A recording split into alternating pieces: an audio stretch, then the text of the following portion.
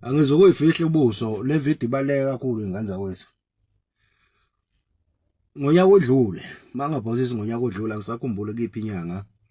Ngafonelwa uSK abamazi ngegcwama elisha. Athi uSK kimi isibali bafowethu ngisacela konke enikwenzayo njengabantu abathanda umculo wami. Nenze izinto engihambisana nazo. Lena yokuthi niphumele ngaphandle ningcofane nabantu. Mina sengaphuma kubona engasangcofani nabo. Ayikho right sibari ngicela niyeke. Ngamlalela.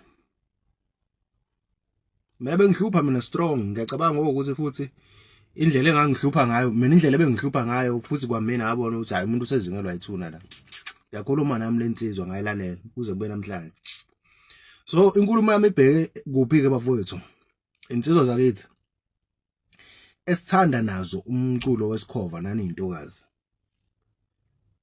Ngisho ngathiwa senza ama content wethu ngokupromota umculo esiwuthandayo. Kepha ake senze into ehambelana nomuntu esilandela umculo wakhe.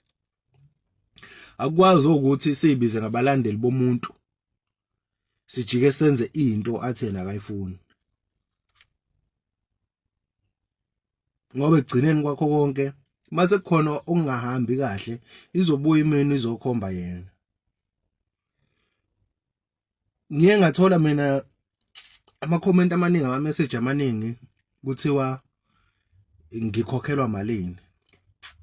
Siyazi niyakhokhelwa nithola ama e-wallet. Amanga leyo nto nonsense leyo nto leyo. Akusile iqiniso. Nayezo nsini. Akusile iqiniso bafowethu. So ezinye zezinto bathandi bomculo kaSK ngikhuluma nani akunawo amandla okuhamba ngilawula kwemimizi. Kepha nina nje abafowethu ngiyazi ukuthi nizongilalela nizongizwa. Kunabantu abathandayo ukungcofa. Mase ngingcofwa bona kuyazwela kubo befuna ukulwa. Akusibonga abantu engangcoka nabo lapho. Anophuma kubo.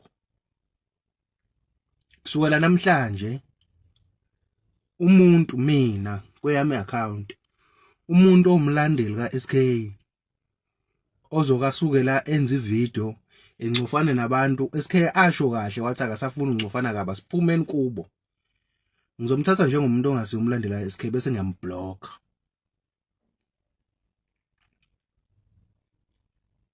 Insizwa zakithi intokazi zakithi konzwe yimi nina man shit.